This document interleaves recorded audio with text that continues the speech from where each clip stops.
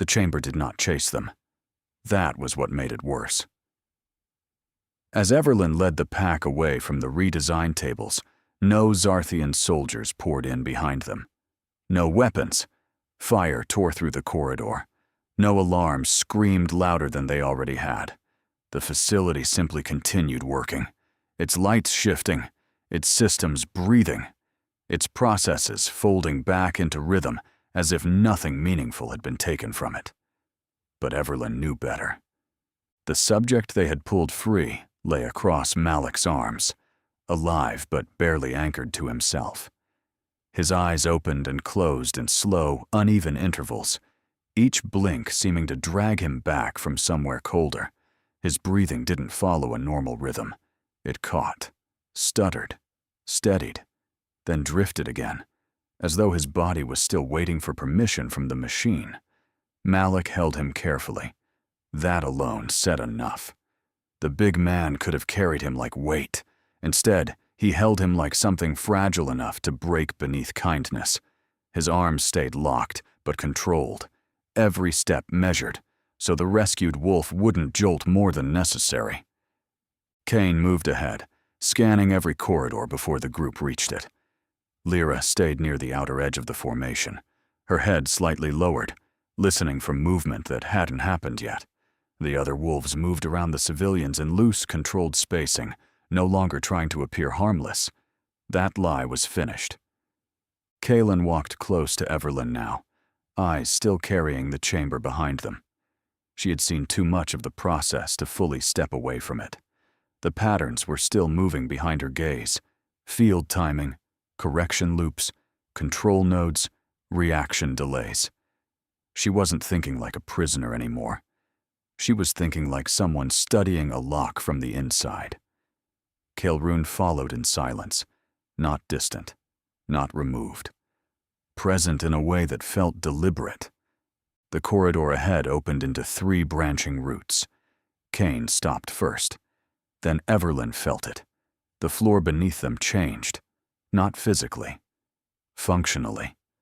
A low vibration passed through the metal, traveled up through their boots, and settled somewhere behind the ribs.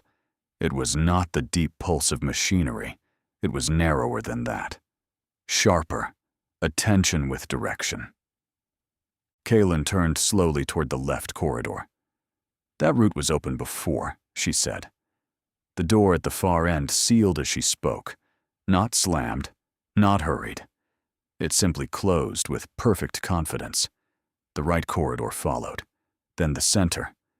3 paths, 3 closures. No soldiers, no shouting, just decision. The rescued wolf in Malik's arms jerked once, his fingers curling against empty air. A faint sound caught in his throat, weak and broken, as if something in him recognized the rhythm before the rest of them did. Everlyn looked at him, then at the sealed routes. "They know we took him," Kane said. Kaelin's eyes stayed on the doors. They knew the second the field snapped. Malik's voice came low. "Then why aren't they coming?" Kaelrun answered before Kaelin could. "Because they already are." For a moment, nothing moved.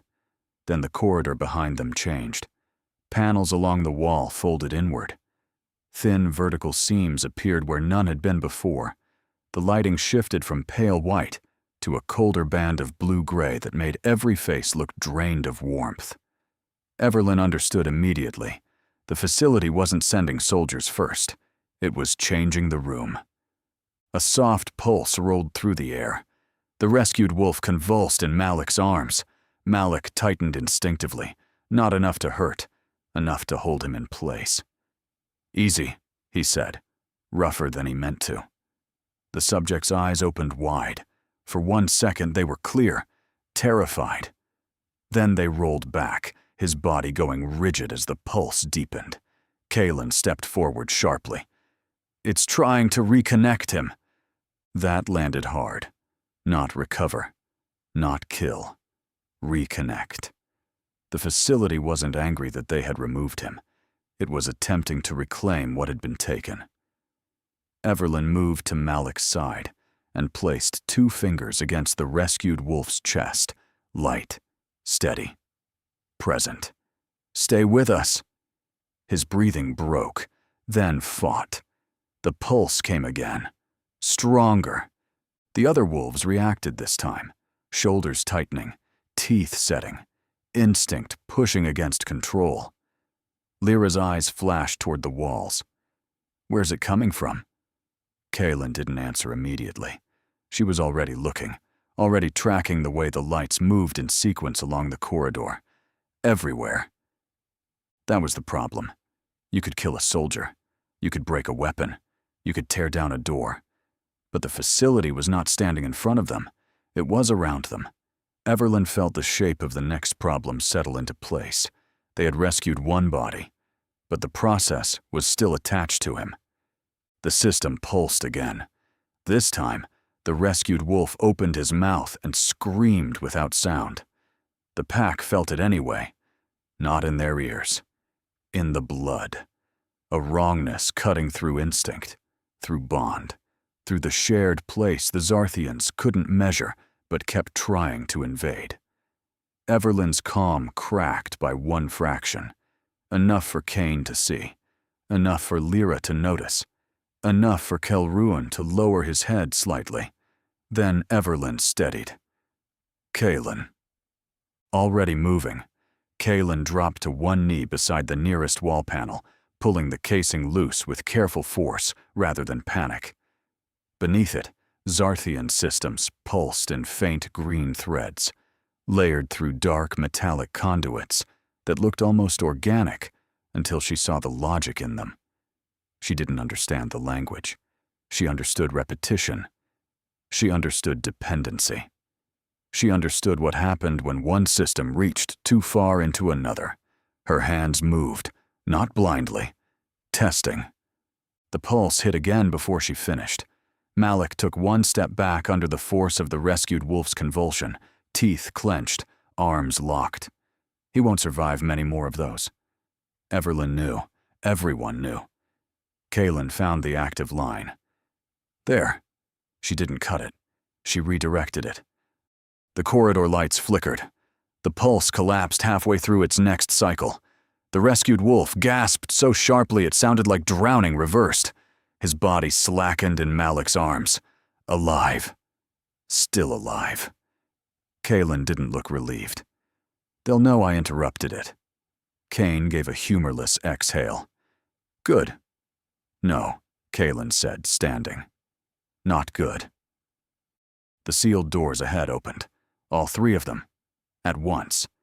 Cain stared at the empty roots. Malik shifted the rescued wolf higher in his arms. Lyra's voice was quiet. That's not mercy. No, Everlyn said, because now she understood. The facility hadn't failed to trap them. It had offered choices. 3 open routes, 3 possible directions. Each one likely watched. Each one likely prepared. The machine had stopped reacting. It was testing. Kelrin stepped closer, his gaze moving across the openings. It has changed its question.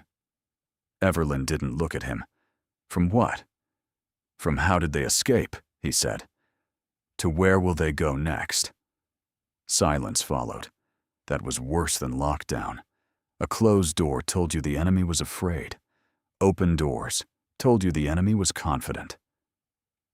Kaelin wiped a trace of dark residue from her fingers. If we move wrong, it learns faster. Cain looked down the center path. And if we don't move, Lyra answered, it learns that too.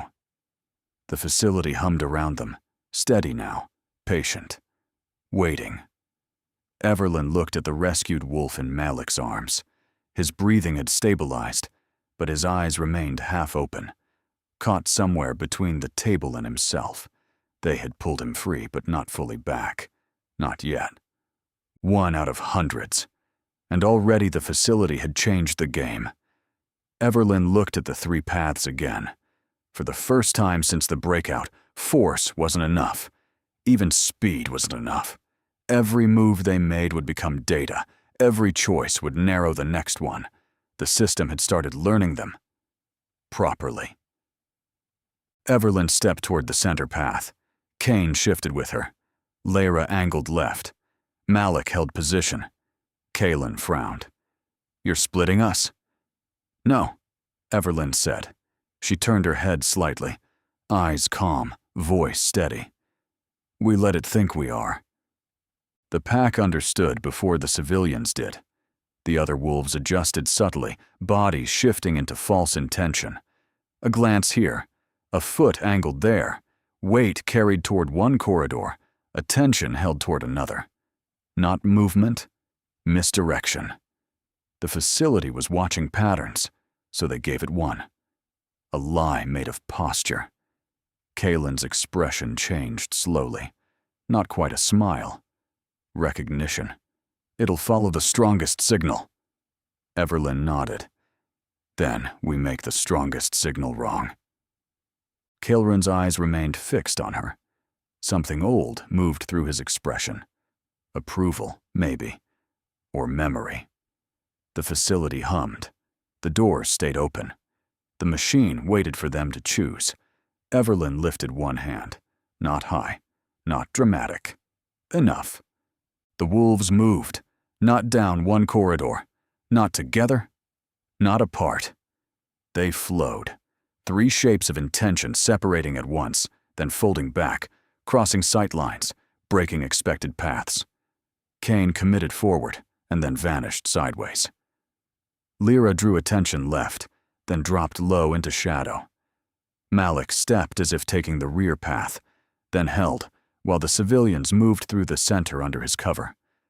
Kaelin moved last, touching the wall once as she passed. A tiny adjustment, a false echo left behind. Behind them, one of the side corridors sealed violently. Wrong choice. The facility had bitten on the lie. Everlyn didn't smile. Not yet. They had won a step. Not the corridor. Not the chamber. A step. And the facility would learn from that too. As they moved deeper, the rescued wolf stirred again in Malik's arms. His eyes opened, clearer than before, and found Everlyn across the shifting light. His lips moved.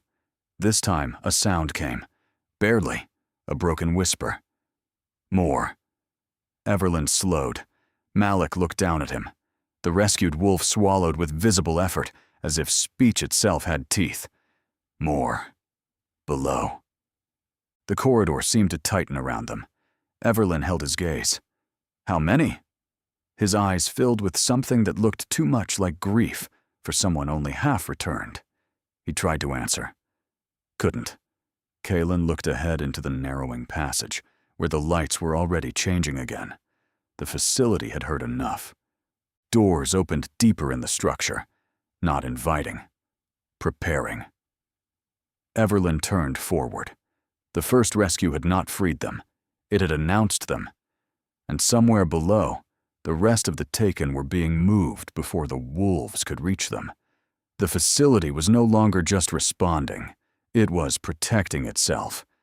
And for the first time since they had entered the depths, Everlyn understood the truth.